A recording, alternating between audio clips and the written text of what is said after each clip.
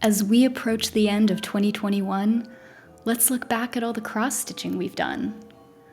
All the starts and FFOs, they all bring us cheer. But it's time to take a look at our finishes this year.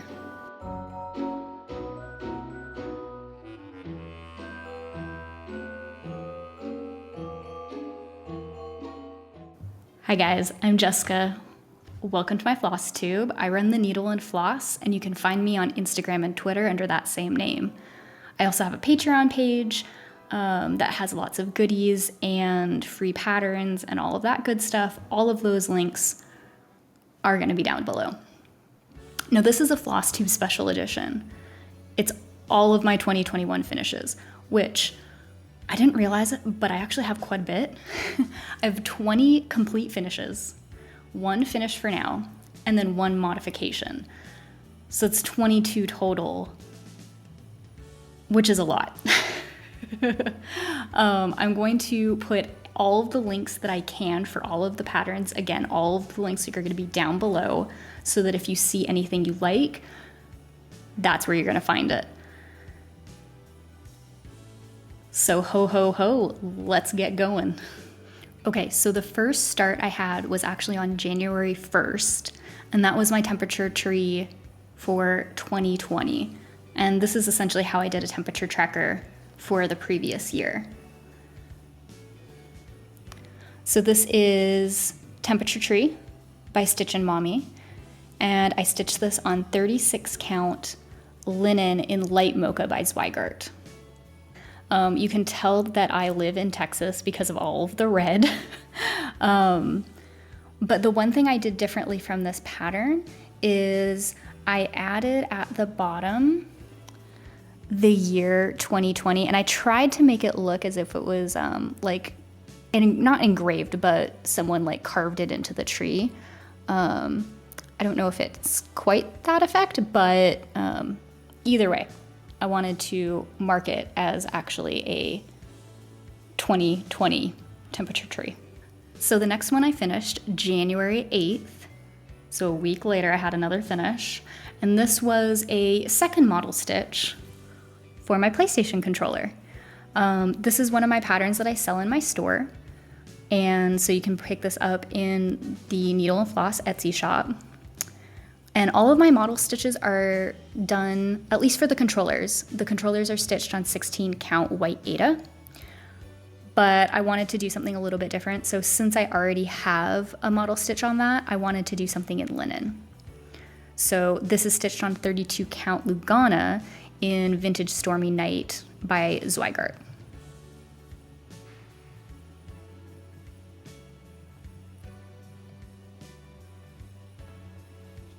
The next finish I had was on January 14th, and it was Miniature Japan. So this is a pattern by Cute Patterns by Maria. I stitched this on 14 count Aida in oatmeal, and I'm pretty sure, I'm double checking. I either stitched this with 3 strands or 4 strands, because I really like a really good full coverage for 14 count. And I really can't tell which I did. I'm gonna guess this is 3 strands, but it's really, really full stitches. The one thing is this is no longer in its frame. I went to hang this up with a command strip. Not a command hook, but like a command strip, because it actually sticks out from the wall quite a bit. Like even just the stitched part sticks up. So whenever I had a backing on, I didn't want it to like be leaning away from the wall if I did some sort of hook. So I wanted to command strip it just directly onto the wall. But all of the backings that I used, the command strip wouldn't stick. It stuck to the wall, it just wouldn't stick to this. So if anyone has any ideas on how I can get this on a wall, that would be super helpful. The next finish I had was on January 16th, and it is what I call French maze.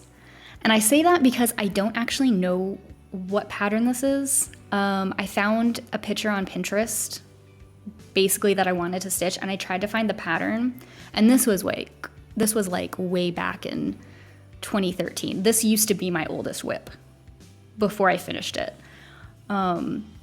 But I found this picture on Pinterest way back in the day, and I couldn't find the pattern, so I just stitched it based off of this blurry image, and it's all back stitching, and I think I did it justice. I just wish I could have paid the designer. If I can find it, I'll just pay for the pattern even though I've already stitched it. So if anyone knows who this designer is, again, that would be super great. But yeah, I stitched this on 16 count Aida.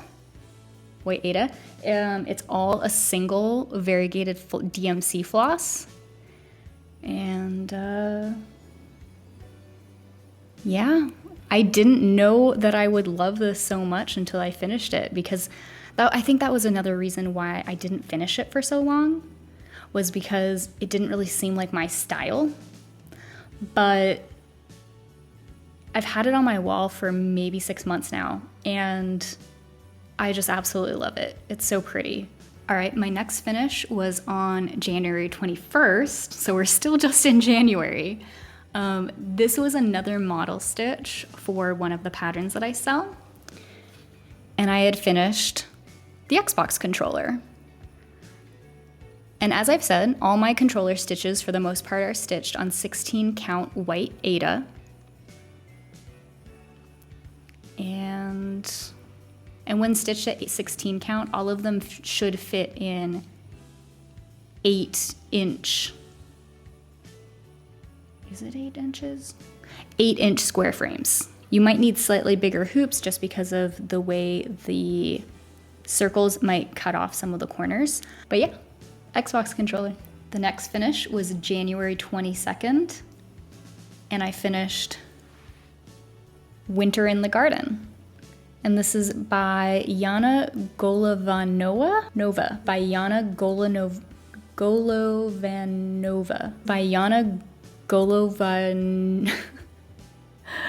Oh my goodness. This is by Yana Golovanova.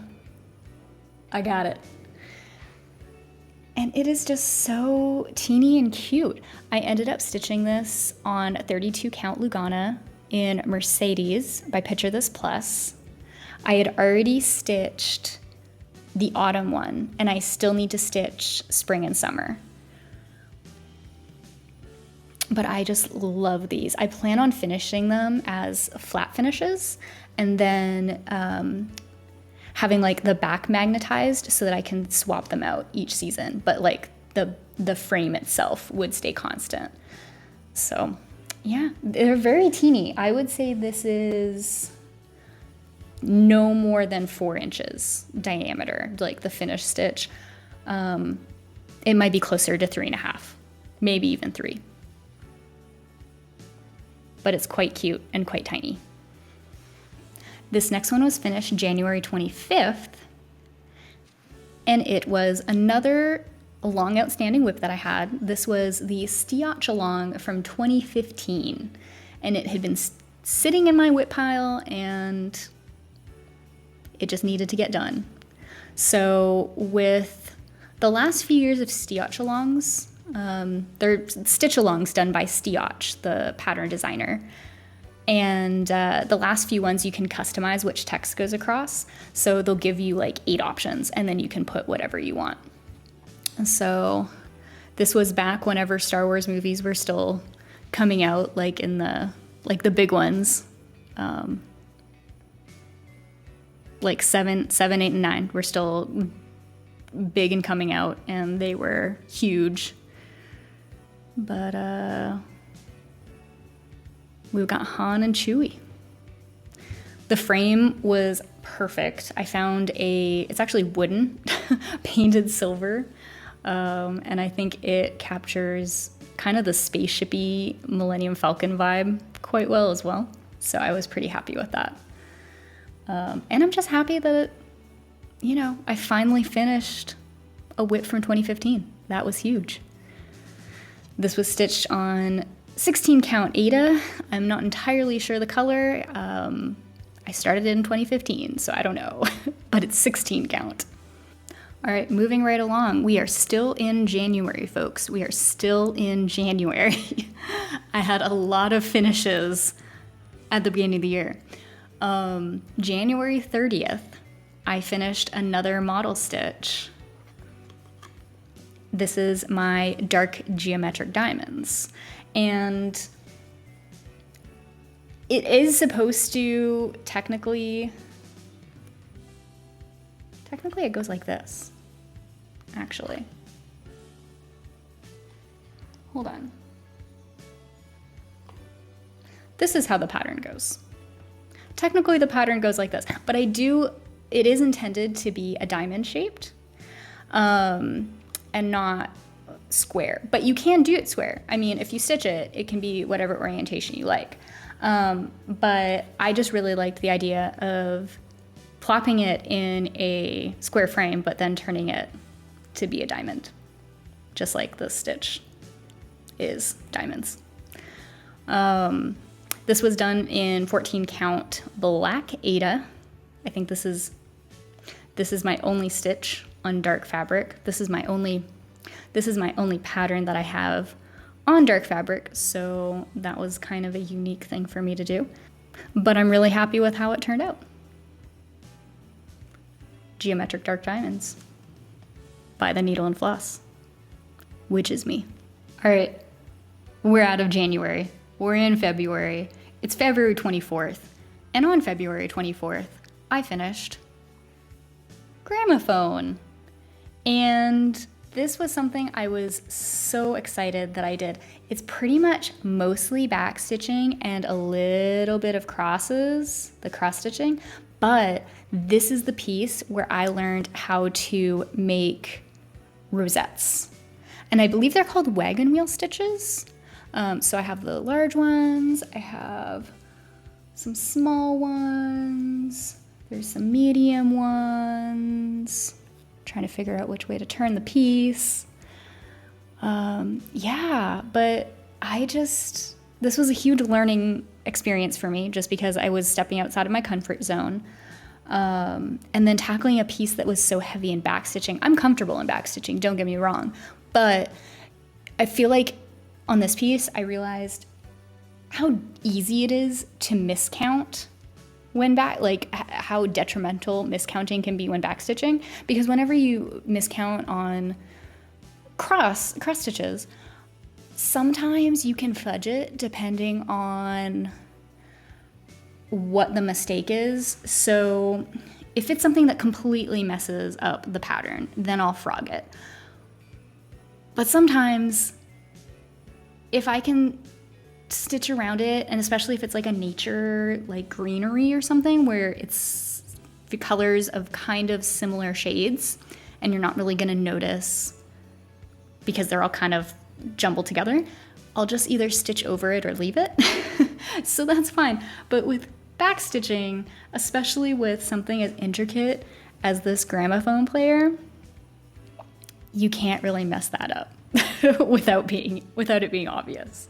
I stitched this on 28 count Jobelin in lamb's wool by Wichelt.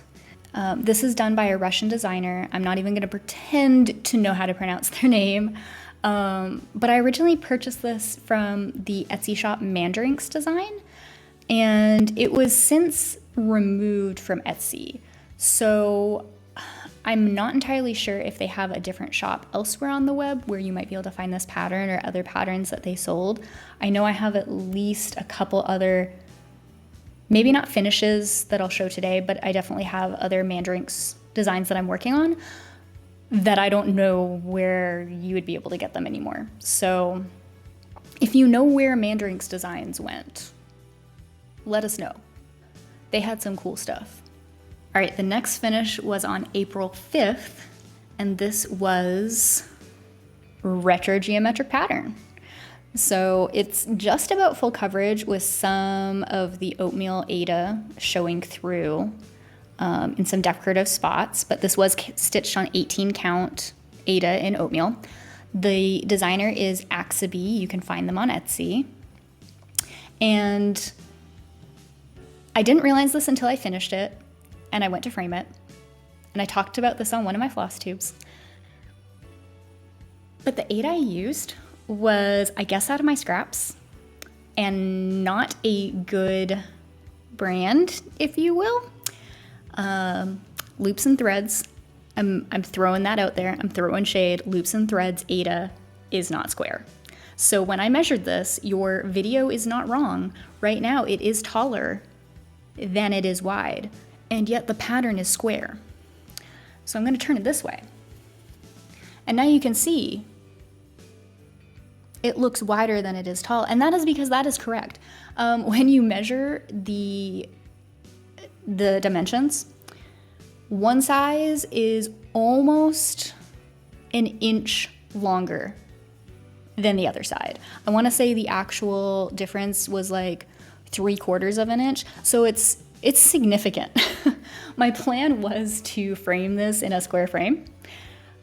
That went out the window. This might turn into a flat finish. I don't know. I really liked this design. So still TBD on how I'm gonna finish this. I just kind of threw this in my finish pile and was like, I'm gonna deal with this later. And then I just never dealt with it. So yeah, I still kind of feel that way. I do want to pare down my finish pile, meaning I think out of all of my cross stitch finishes that I have, not just 2021, but all of the other ones, because I'm showing you finishes, I'm showing you FFOs, so some of them have been fully finished, some of them haven't, but I have some finishes even from prior years that need to be fully finished. But of that whole stack, some of them I actually do want to put up, and I really love the design. So my goal for 2022 is to cut down on that pile. I think right now I have 10 in that pile that I really want to put up somewhere. So by the end of the year, I mean, I'm gonna have new finishes throughout 2022. So that'll be adding to the pile. But by the end of the year, my goal is to have only 5 pending finishes that I want to fully finish. We'll see how it goes. I think I can kind of catch up, but again, we'll see. I don't know. I don't really take cross-stitching goals too seriously because it's a hobby. Unless it's my shop, then I do take it seriously. But I mean, these kind of goals, if they happen, they happen. If not, it's not a huge deal. I am curious, what are some of your 2022 cross-stitching or crafting goals? Because I have a few for me, but I haven't completely settled on them. But the finishes, I want to work down my finish pile and I want to work down my whip pile. Those are the two I know I want to do. All right, this next one is super fun. It was super fun to stitch. I finished this on July 9th, and this was the Caterpillar cross stitch made to create Steotchalong. So this was only a 6-month stitch along, and you can see using a bunch of craft supplies, we're spelling out the word create. I stitched this on 36 count linen in vintage country mocha. And I think this was my first time working with vintage country mocha, and it was so light and easy to use in my hands. I don't know, I just really enjoyed it. But yeah, I think this is a cute little stitch. And I would say my favorite part of this stitch is the cute little floss bobbin, which I think she actually turned into a needle minder, which I think was just the cutest. All right, we're starting to jump a little bit into the year. This next finish was in September 19th. And so this was actually a new pattern that I had designed the world's hardest cross stitch. And so I actually designed this while binging Cracking the Cryptic. It is a Sudoku solving duo that has gotten really big on YouTube.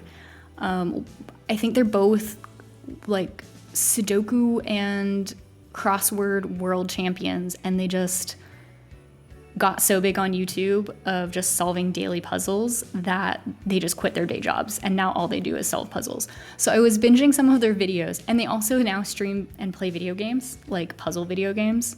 So they've done the Oberdin, they've played The Witness, they've played Baba Is You, they're currently playing Keep Talking and Nobody Explodes. They're great. I love them. But this was inspired by them.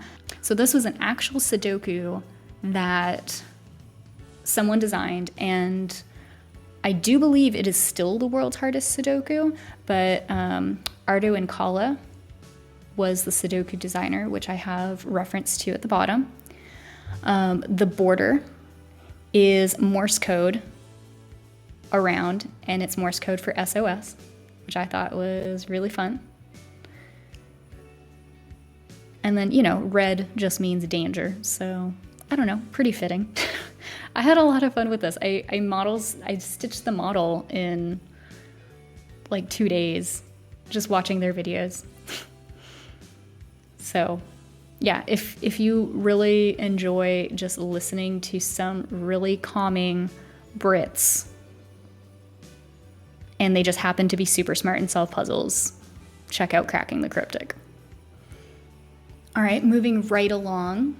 This next cross stitch was finished October 4th, and that is Mary. This is another one of my own patterns for the needle and a floss, and it originally started as a pattern that I just wanted to do just like some sort of checked pattern. I didn't know it would turn out to be like a buffalo check design, but that's what it turned into. And so we've got some really pretty checks going on. This was also the very first Christmas or even holiday stitch that I ever created. So that was super fun too. And I think I'm kind of hooked. You'll see some of my last finishes for the year were also holiday themed for my shop. So you'll see. I've got a little bit of a bug, but not everything will be holiday, but I do have more. And this was stitched on 28 count linen in antique white. So whenever I stitch 28 count over 2 or just 14 count, I typically use 3 strands. So this is what I use. So this was stitched in 3 strands, but obviously, you know, stitch however many strands you want. You do you, man. I mean, that's what cross stitch is. Like, you look at a pattern, but then you change it to be exactly how you want it to be. That's like the whole fun of things. You take a pattern, you make a pattern, and then you make it yours. I don't know. That's part of it, right? That's part of it. All right, October 9th, I had another finish, and that was my N64 controller. So again, this is a needle and the floss pattern. I stitched this on 16 count white Aida, and yeah, you can see that this is just the classic N64 controller, but with like that Nordic needle and floss twist to it. I think this one I knocked out pretty quickly too. Like, I started stitching this in the beginning of October. So it only took like a week for me to get this done. And I'm pretty sure I was stitching on Steotchalongs at the same time. So it was pretty quick. All right, so I alluded to getting kind of excited about holiday stitching. So I had a Christmas pattern that I put up in my shop. And so I was like, okay, well, what's the next big holiday that's gonna come throughout the year after Christmas? Valentine's Day. So I created a set of minis for Valentine's Day. And these models, I finished them into flat folds, which was the first time I've done flat folds, by the way. I used the tutorial on YouTube by Fat Quarter Shop. Excellent tutorial. So I have, let me see. I have this one. I have a heart. XOXO. And then this is where I ran out of hot glue. So I haven't finished the others, but I also have Be Mine. It's just the stitch, it's not the flat fold part. And Love. So I don't know if I can hold these all up. Ooh, let's try. So this is the set, and you can choose obviously whatever colors you want. These were just the colors that spoke to me. These would be lovely in black and white or some sort of grayscale monochrome. But yeah, cute little Valentine stitches. These again were 14 count light pink Aida. I stitched these on loops and threads Aida as well. I should have learned my lesson. These are square patterns. They did not come out square in the model, but you can't really tell, so I'm hoping that that's okay for a model stitch. But the pattern is indeed square, just in case you are interested in buying this. It will be square, it will not be slightly rectangular like these. So yeah, I'm just super excited because my flat folds turned out pretty well. Like, I have the cotton batting on the front and the back, and then now I can just store it super easily. I think I'm hooked on flat folds. I don't know. I mean, I still love framing, like in frames. For me, I'm a frame person for my cross stitches. I finish in hoops if it makes sense to finish in hoops, like if it's a circular design or if it's something that just is gonna look way better in a hoop, I'll do a hoop. But for the most part, I do frames. Flat folds? Like if I start getting into seasonal stitching, I'm not talking about like me designing for my shop, I'm just talking about seasonal stitching in general. I can see myself making like a ton of flat folds for just seasonal stitching. I can see why people do them. They're also just tons of fun if you want to craft but you don't feel like stitching. It's just something different. I'm hooked on flat folds, guys. I haven't done a flat finish, just, you know, without the fold part. But I mean, it's gonna be like basically the same thing. So, and actually it's gonna be easier. So I'm actually really excited to do some flat finishes as well. But yeah, these Valentine stitches, had a lot of fun with these. Okay, this next pattern is again one of the needle and floss patterns. This is a model stitch for a cross stitch that has not been released yet, and I debated showing this because it's not even out on Patreon yet. And if you're curious what Patreon is, go to my last video, I do an explanation. Basically, it's a site where you can subscribe, and each month I give you a free pattern as part of your subscription. Depending on your tier, I might also be sending you cool stitchy stuff in the mail. Check that out.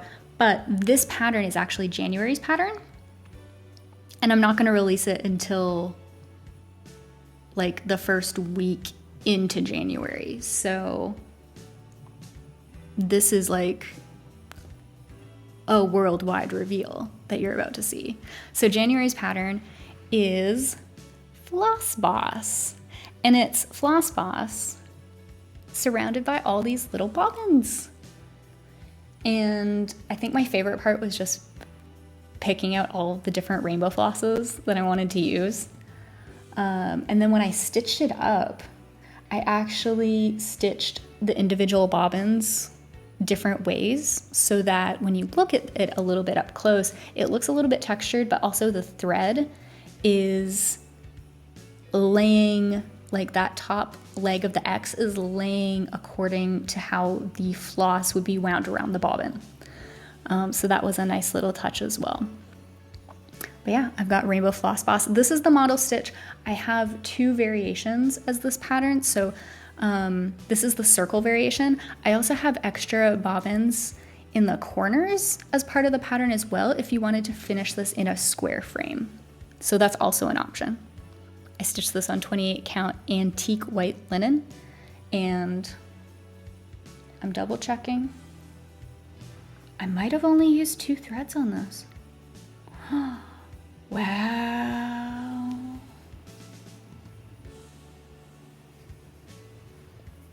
I only used 2 threads on this. I'm kind of surprised. Usually I use 3 strands. This one I used 2 and it still looks good.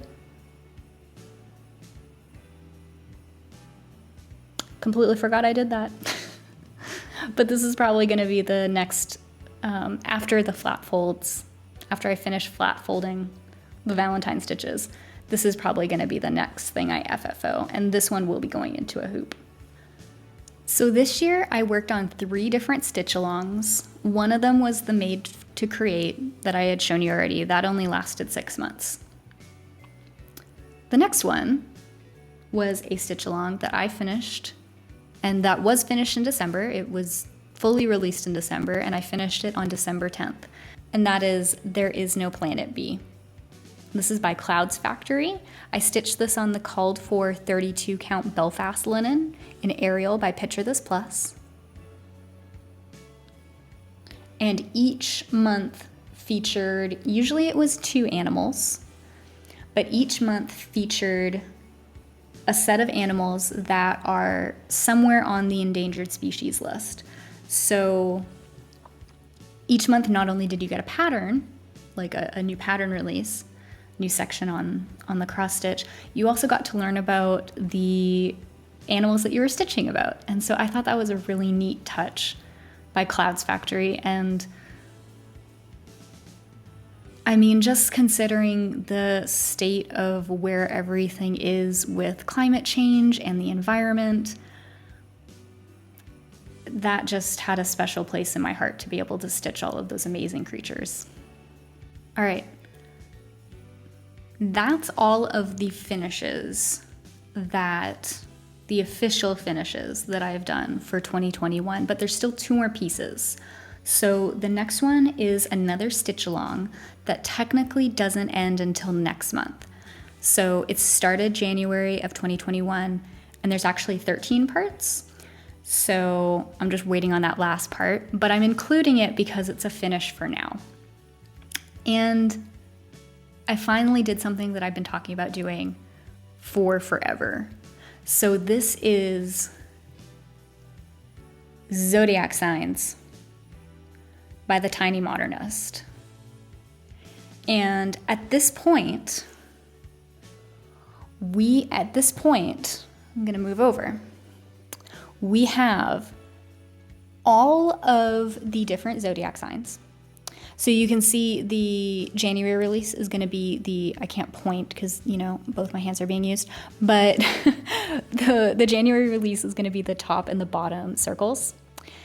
And I finished the complete frame, and part of that is what I've been talking about doing for like a year, basically, since I started this. And in terms of the date of when I put this finish in, I don't track finishes, like part finishes for stitch-alongs, but I do know I finished this after the There Is No Planet B. But you can see I finally added beading along the frame. And this was my first time beading ever. I took to Instagram, I took to some Discord channels that I'm on that have some crafty goodness in them, and I was just trying to get all of the tips and tricks from like all of the people. The biggest confidence boost I got was from Honeybee Stitcher. She's on Instagram and YouTube under the same name. She had just finished beading her Mirabilia piece, and I believe that was her first time beading as well. And so I reached out to her for any tips and tricks that she had. And basically she was like, don't overthink it, because that's what I did. And I could tell that's what I was doing. So I just went for it, and it turned out great. I love it. I love the like glitz it gives to it. And it's really hard to capture on film and in photo, but in person it just looks absolutely gorgeous. And I love it. It's so pretty. So I'm very excited to finish this in January. And I mean, I stitched this on 18 count. I'm gonna unfold it again. I stitched this on 18 count. And it's still gonna be like, I think the finished dimension, the width is like 22 inches. So it's like, it's on 18 count in Ada, Navy Ada, but it's still huge. So I don't know, it was a pretty big piece, but I mean, that's Steotchalongs, right? So, you know, you're in for a big pattern. And the last finish, which is not really a finish, it's a modification, was something I finished in 2020. So this was actually the Linen and Threads Friends and a Family Stitch-Along.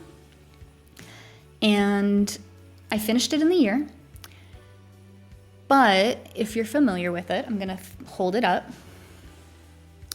It is a Quaker sampler.